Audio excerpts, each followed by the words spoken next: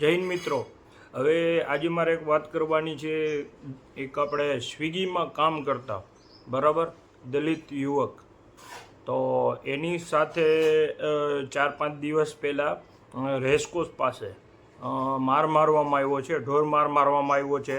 એટલે મળેલી માહિતી પ્રમાણે કહેવા માગું છું કે એવું હતું કે રાતે 2 થી 3 વાગે કંઈક સ્વિગીમાં કામ કરતો હતો અને કોઈ છોકરી બાઇક લઈને કે સ્કૂટી લઈને જતી હતી ને છોકરીને એમ કે આ કંઈક પાછળ જતા હશે અને છોકરીને એમ કે મારી પાછળ આવે છે રાત્રે 2 વાગે. તો છોકરીને એવું હતું કે મારી પાછળ આવે છે, તો 2 વાગે રાતે ભાઈ જતા હશે તો એને પકડી અને એ છોકરીએ કોકને કોલ કરેલો અને માત્ર 1 થી 2 મિનિટમાં ગાડી આવી ગઈ. અને કોઈ ગાડી હતી 4 વ્હીલ સ્કોર્પિયા જેવી, એમાં 15 લોકો હતા બરાબર. એટલે આ હું નથી કહેતો, આ છોકરાનું કેવું છે કે 15 લોકો હતા. હવે એવી તો મને નથી ખબર કે એવી કઈ ગાડી છે કે જેમાં 15 જણા આવી શકે સ્કોર્પિયામાં, બરાબર. 15 જણા આવી શકે. 10ની હાલો 8ની 7 સીટર હોય, 8 સીટર હોય, તો 15 જણા આવે એ માત્ર 1 થી 2 મિનિટમાં. ઠીક છે, જે પણ સચ્ચાઈ છે એ સામે આવી જાય છે. આ મને લાગે છેડતીનો કેસ છે, કેમ કે છોકરો થોડીક વાર એવું કહે છે, એનું રેકોર્ડર પણ આવ્યું છે. અને સચ્ચાઈ શું છે એ તો આપણે જાણીને જ મૂકશું, પણ આ તો ખાલી છોકરાની વેદના અને માર માર્યો છે એ બહુ ગલત વસ્તુ છે. કે જે પણ વસ્તુ હતી મારવામાં ન આવે, એને ડાયરેક્ટ પોલીસ સ્ટેશન લઈ જાય અને જે લીગલી થતું એ કરવાનું હોય છે. પણ માત્ર હવે છોકરાના રેકોર્ડિંગ પ્રમાણે મેં સાંભળેલું અને જાણેલું. હવે એ છોકરા 2 વાગે રાત્રે જતા હતા તો કોઈ છોકરીએ ડાયરેક્ટ એટલું જ કીધું કે કેમ મારી પાછળ આવે છે, તું કેમ મારો પીછો કરે છે. તો છોકરો કે હું પીછો નથી કરતો. તો છોકરાને કંઈ ઓર્ડર હતો નહીં હાથમાં, તો છતાં પણ કે કઈ રીતે શું બન્યો છે. અને એ છોકરાનું કેવું એવું છે, માત્ર 1 જ મિનિટમાં ખાલી એ છોકરી પાસે ત્યાં વાતું કરતા હતા, 1 જ મિનિટમાં ત્યાં ગાડી આવી અને ડાયરેક્ટ ઉતારીને મારવા માંડ્યા છે પૂછ્યા વગર. અને 15 જણા એક ગાડીમાંથી ઉતર્યા છે, બરાબર. તો 15 જણા એક ગાડીમાં આવી પણ ગયા હતા અને 1 મિનિટમાં એ લોકો પણ આવી ગયા હતા. હવે આવી કઈ સ્પીડ હોય તો મને નથી ખબર, કે કદાચ 150-200ની સ્પીડે આવ્યા હશે કોઈ પણ જણા. તમે કદાચ રેસકોર્સથી ત્યાંથી તમે અકીલા ચોકથી રેસકોર્સ ચોક જાઓ ને, બરાબર, તોય તમે મેક્સિમમ 2 થી 3 મિનિટ થાય. હવે આ લોકો મને લાગે એ કદાચ એની પાછળ જ ઊભા હોય ને આવી ગયા હોય, એવું બને કદાચ.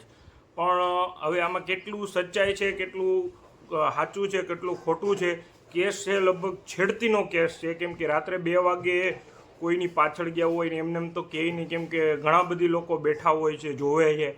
કે હવે જે પણ હોય, પણ એક વસ્તુ આમાં બહુ ખોટી થઈ છે કે મારવામાં આવ્યો છે, ઢોરમાર મારવામાં આવ્યો છે, એ પણ ખોટું થયું છે. અને રાજકોટના પીસીઆર જે છોકરાને પેટ્રોલિંગમાં નીકળેલી તો બચાવવા માટે ગયેલી અને એ પીસીઆરમાં લઈ, અને એવું પણ છોકરાનું કેવું છે એ ડિવિઝનના સાહેબોએ એને માર્યો, પટે ને ચાબુક એને કઈ રીતે માર્યા છે એના હું તમને વિડીયો પણ ચાલતો હશે, એ વિડીયો પણ તમે જોઈ લેજો, બરાબર. ઢોરમાર એ ડિવિઝનના પોલીસો ઉપર લાગવામાં આવી છે કે ભાઈ ઢોરમાર માર્યો છે. તો વાત બધી એવી છે કે મારી તો શકાતો જ નથી. જાણે કોઈ પણ કદાચ છેડતીનો ગુનો હોય તો એને લીગલી દાખલ કરવો જોઈએ.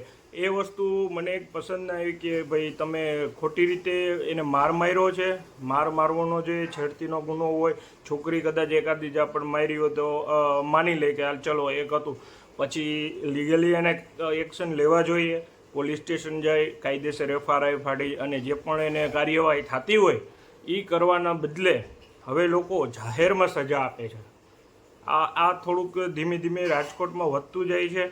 તો આને કંટ્રોલ રાખવા પોલીસને પણ નમ્ર વિનંતી છે. અને પોલીસ પણ એવું કહે છે કે એ ભાઈનું રેકોર્ડર હું મૂકીશ પછી, કે પોલીસનું એવું કેવું છે એ ડિવિઝન પોલીસ સ્ટેશનમાં ભાઈ ગયેલો તો અહીંયા પણ ઢોરમાર મારવામાં આવ્યો છે. એને બહુ એટલે થોડુંક દુઃખ થાય છે કે પાછળનું આખું એમ મતલબ લાલ લોહી નીકળી ગયા ત્યાં સુધી એને મારવામાં આવ્યો છે.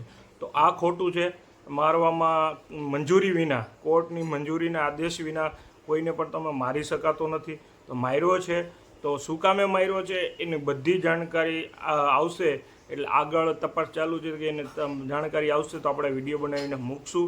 તો પ્લીઝ દોસ્તો બધાને એવું કહેવું છે કે કોઈ વ્યક્તિ ગુનો કરે છે, બરાબર, તો તમે ખુદ એને સજા દે અને કાનૂન હાથમાં ના લ્યો.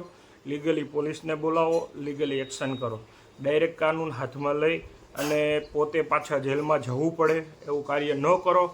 અને દલિત યુવક સાથે જે પણ થયું છે બહુ ખોટું થયું છે, પણ ક્યાંક ને ક્યાંક કંઈક મિસ્ટેક થાય છે તો એને પણ જાણવું જરૂરી છે. ડાયરેક્ટ કોઈનો એકબીજાનો સપોર્ટ, હું નથી કહેતો કે તમે છોકરી છો છોકરીનો સપોર્ટ કરું, કેમ કે છોકરી પણ ક્યારેક ભૂલ કરી જાય છે, મિસઅન્ડરસ્ટેન્ડિંગ થઈ જાય છે, કદાચ ન આવ્યો હોય પાછળ તોય છતાં એને એવું લાગે છે કે આવ્યો છે, તો પછી એકબીજાને મળી અને જે પણ રસ્તો નીકળતો હોય અને માર માર્યો છે, જેને પોલીસવાળાએ માર માર્યો છે એના ઉપર પણ લીગલી એક્શન થવા જોઈએ.